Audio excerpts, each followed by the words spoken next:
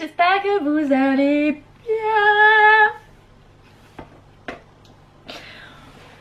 Je suis très fatiguée, donc du coup, hélas pour vous, je vais être surexcitée. Et en plus, on va parler de la maîtresse de la nuit. On est sur le tome 3. Ouais. Et comme vous le voyez, je n'ai toujours pas l'épreuve dans les mains. Ouais. Tout simplement parce que je tourne un petit peu cette vidéo à l'avance et que je sais très bien qu'en fait, au moment où cette vidéo doit sortir, l'épreuve arrivera genre quelques jours après. Voilà, normalement ça va. Peut-être qu'en novembre vous aurez pas la couverture sous les yeux du tome 3 des arcades. Mais après je vais prendre de l'avance et donc normalement ça n'aura plus ces soucis là. J'espère que vous allez bien en tout cas, donc vous l'avez vu de toute façon dans le titre et tout. On va parler du dernier tome de la maîtresse de la nuit.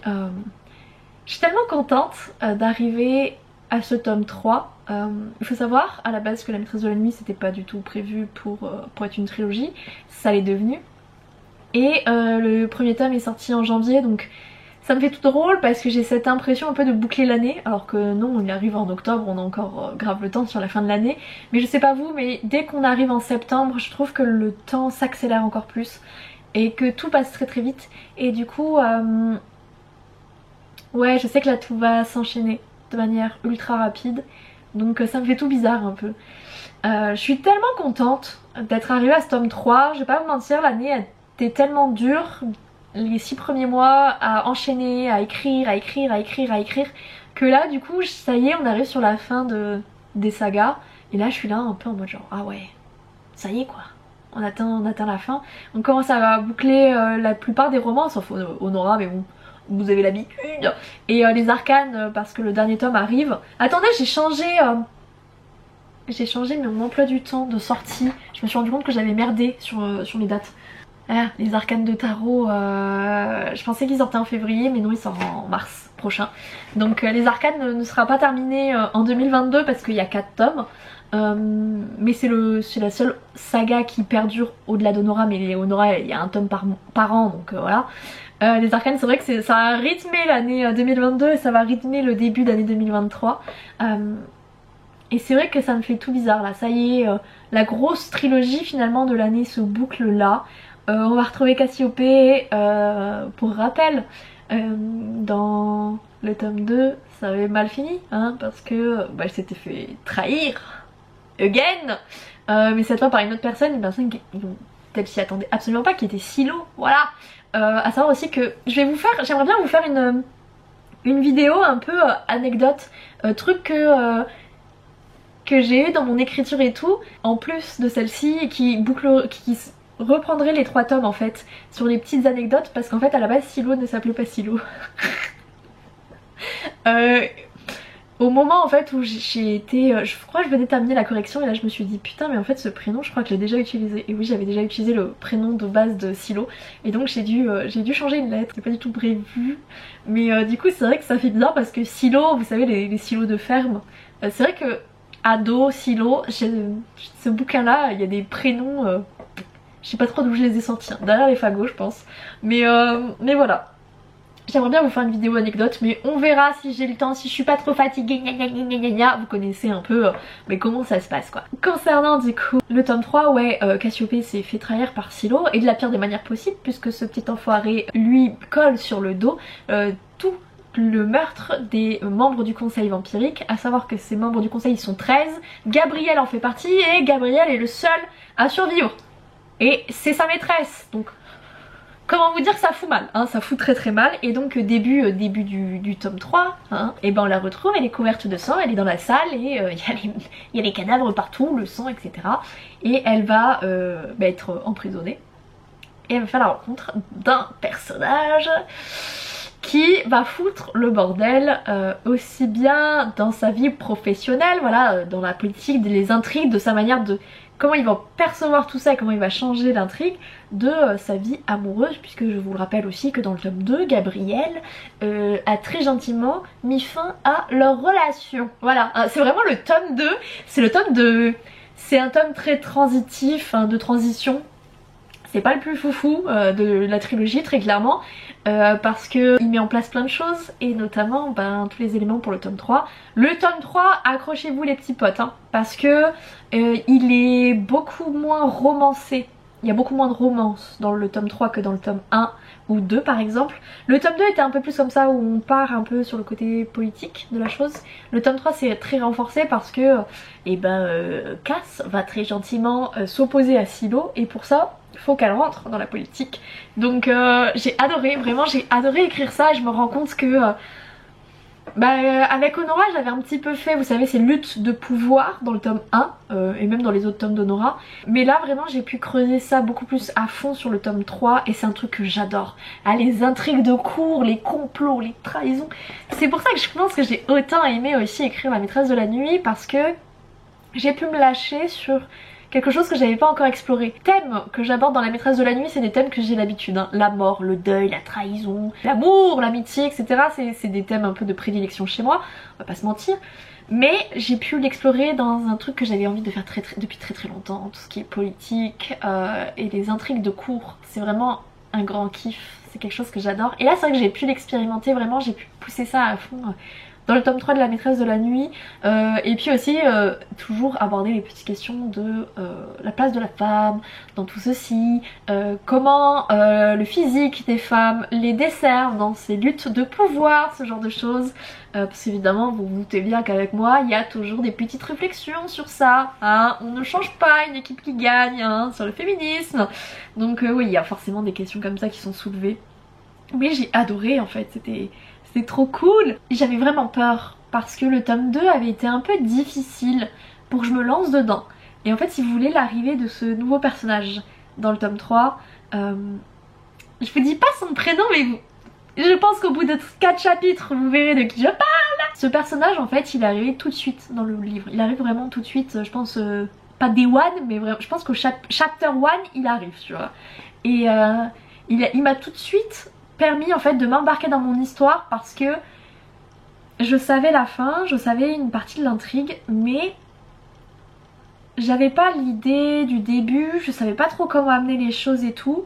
Et un peu comme dans les arcanes de tarot dans le tome 1 où Cillian vient apporter plein de choses dans mon intrigue et vient confirmer certaines choses et permettre à avoir la fin que je voulais. Ça a été la même chose avec le personnage mystère du tome 3 de La Maîtresse de la Nuit. C'est vrai que moi, heureusement, j'ai envie de dire, heureusement que j'ai des personnages comme ça qui pop, que j'avais pas du tout prévu, mais qui viennent lisser un peu, si vous voulez, tous les espèces de ballons de doute que j'ai. Ils viennent tout lisser, ils arrivent, ils font piou, et ils me permettent en fait de trouver l'intrigue, les bouts d'intrigue qui me manquaient. Et du coup ce personnage là, j'ai adoré l'écrire, fait rare quand même, je tiens à le préciser. C'est un homme avec des cheveux longs, voilà. C'est très rare, c'est très rare. Je suis pas du tout quelqu'un qui aime les personnages aux cheveux longs, même les mecs de manière générale avec des cheveux longs, je suis pas fan, voilà, c'est pas ma cam. Mais là j'avoue que j'avais envie de tester une petite nouveauté, hein. Et c'est vrai que du coup, d'avoir mis ce personnage là, j'ai tout de suite été embarquée dans mon histoire. Et vous savez, à chaque fois que vous arrivez à la moitié d'un livre, que votre livre il fasse 35 000 mots ou 150 000, dès que vous savez que vous arrivez à la moitié, et vous le savez parce que bah, moi j'avance par nombre de mots, donc je sais très bien quand j'arrive à la moitié. C'est toujours difficile, t'en as toujours un peu marre, t'es fatigué, t'en as ras le cul, c'est dur, t'en as marre. Et là, c'est vrai que aucun de mes romans n'a dérogé à la règle, celui-ci non plus, mais je sais pas, en fait, dans celui-ci j'ai réussi, j'étais à la moitié, je me suis dit ouais, je pense qu'en vrai, ça va, le roman il va peut-être être un peu plus court que prévu, non. Au final, pas du tout.